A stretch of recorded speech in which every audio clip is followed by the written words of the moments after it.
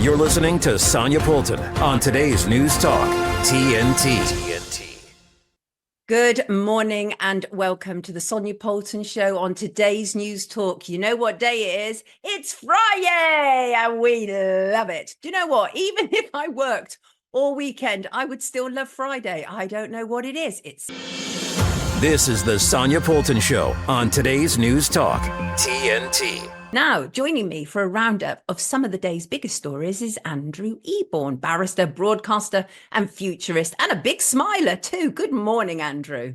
Well, as long as there are things to smile about, but a very good morning to you, Sonia. It's always a delight to join you and the wonderful people at TNT. Thank you. We appreciate that greatly. So Scotland's First Minister, Humza Yousaf, political existence is on a knife edge. Are you surprised? Not at all. I think this was very predictable, and what's happening, the SNP opinion polls are not looking terribly good. So he had to do something. There was all sorts of things about the green issues and all about gender and so on and so forth. And he wanted to show himself to be very strong. So what he did, this Butte House Agreement, which was happening in August 2021, Nicola Sturgeon basically had to forge this alliance with the Green Party. And as a result of that, she had to basically embrace certain policies, mainly sort of green issues and also gender issues. And they've been terribly unpopular. So what he was sort of turning around and saying, well, we're going to stop that. We're going to butte out the Butte Agreement and see if it will appeal to the electorate. So that's what he's done. But what's happened yesterday is they're now calling effectively for a vote of no confidence in him. So it's going to be very interesting to see how that plays out. If he does survive it, he's still got an ongoing battle because Labour are stomping ahead in terms of the polls and other things as well. It's a funny time, isn't it, in politics at the moment? It would appear that the right hand has no clue what the left hand is doing, and Humza is right up there in terms of confusion. And of talking about confusion, there was further confusion yesterday with immigration policy. Policing Minister Chris Philp, he confused Congo with Rwanda. Doesn't really inspire confidence, does it? No, you're absolutely right. What we're missing in politics at the moment is clear communication. And the whole thing about Rwanda, it's been a sort of nasty word, if you like, a fish called Rwanda, if you remember that movie. The reality is this. And what the legislation has done, it was Abraham Lincoln, you might remember Abraham Lincoln. He said, if you count the tail of a dog as a leg, how many legs does a dog have? Well, the answer is still 4, because you can't call the tail a leg. The reality about the Rwanda bill, it was trying to declare Rwanda as a safe country. Now, lawyers all around the world are sort of saying, well, there's a risk of enfoulement, in other words, sending people back to a country where they may be punished or they may even suffer execution and so on and so forth. And so they need to look at that. The Rwanda bill, where it's now an act, it's got royal assent, it basically says, well, Rwanda is a safe country and therefore we can send people there. But the whole point about it, the focus is wrong. And what I love about TNT is that you always shine more light and less heat on the topic.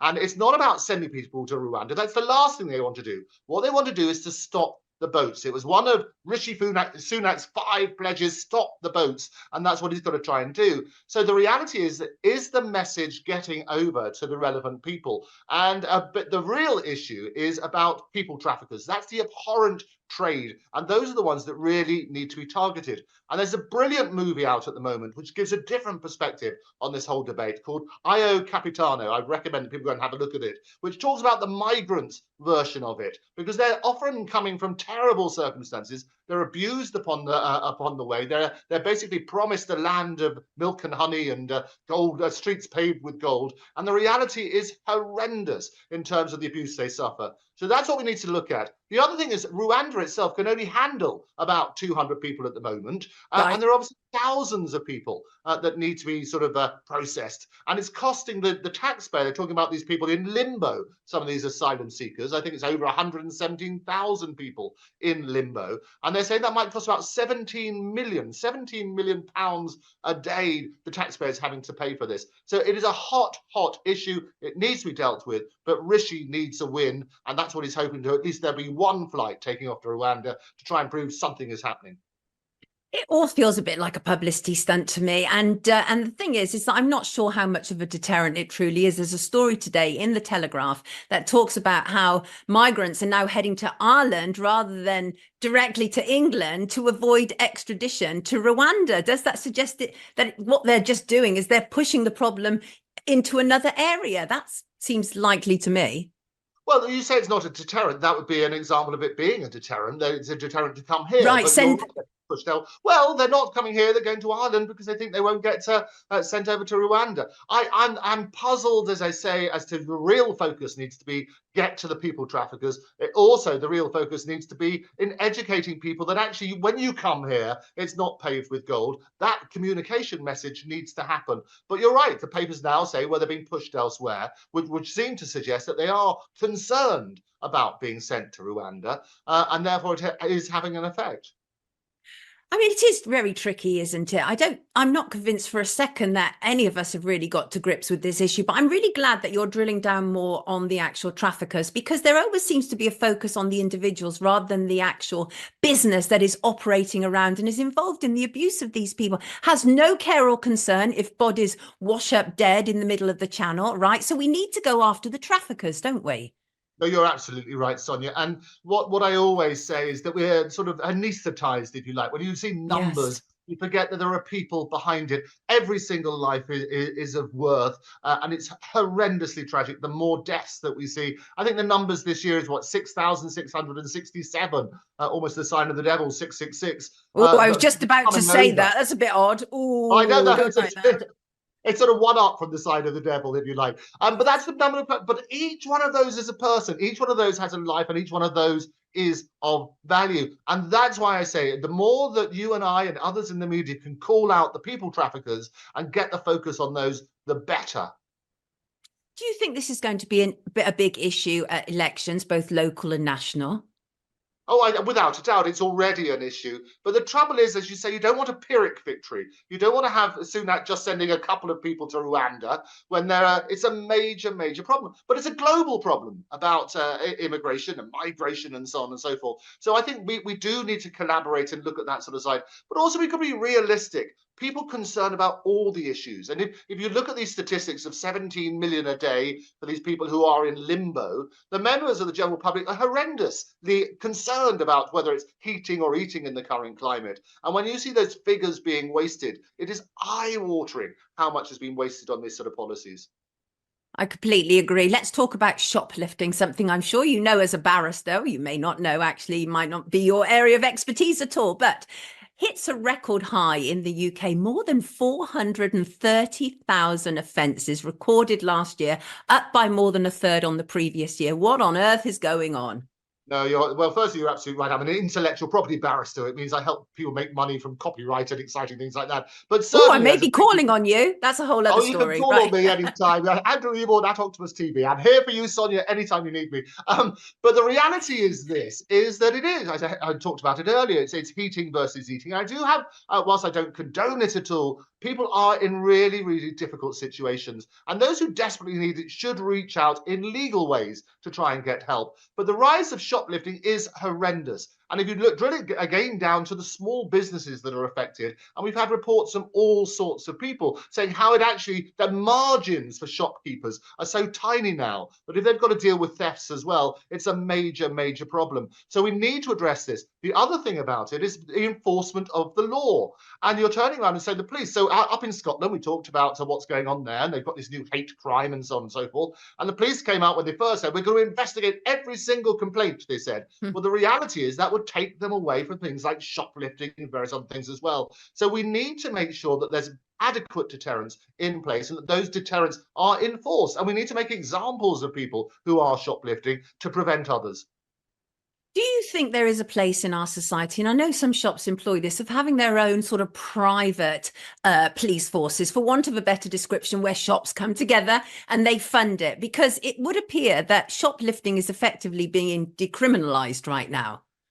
Well, you're absolutely right. Another thing that you probably know is I speak around the world as a futurist. I call it amusingly Back to the Futurist. And we look at how artificial intelligence is revolutionizing every aspect of our lives. And the report in the papers today was how AI is being used by some of these shopkeepers to identify potential shoplifters. And what they do, they look at patterns of behavior, the way that people move if they're on that sort of side. And that's what they're trying to do, is to help them on that sort of basis. So I do think technology will help. I think the whole idea about vigilantes, however, and there's a danger of that sort of stuff, shopkeepers coming together. If it's a positive thing, like a neighborhood watch, absolutely, we should all work as a community to ensure that the community survives. But I'm very concerned about the vigilante approach. We still need the official channels to be engaged and to make sure that they carry out their responsibilities. Do you think part of the problem is that people consider shoplifting as a victimless crime? Well, and I think that part of it, I think, as with all these things, you've got to look at the reasons. And it's not just one reason. You turn around and say some of it's victimless, but then you look at the local corner shop, and there are reports of those, how they're basically being put out of business.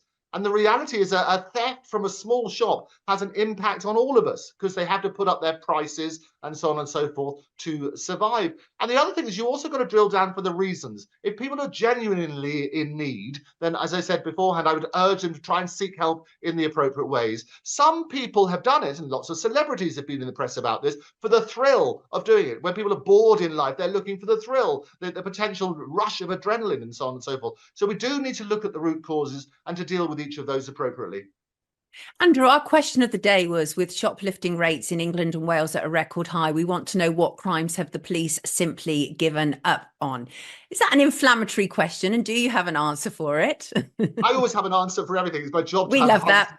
Hey, it was P.T. Barnum, the great showman, who always said, if you want to draw a crowd, start a fight. So you have to ask provocative questions, and all praise for you for doing it, because you'll get all sorts of different views. And you're right. I quoted earlier about what's going on in Scotland and the hate crimes. And when you turn around and say, we will investigate every single one, and you look at the statistics about how many people complained, then basically they're going to be distracted from other areas of crime. So I think all crime should be investigated. It's important that a message is sent out to people. And as I say, let's go back to community values. We're all in this together. It's difficult times. We're not on the same boat, but we are on the same ocean, albeit in slightly different boats in different circumstances.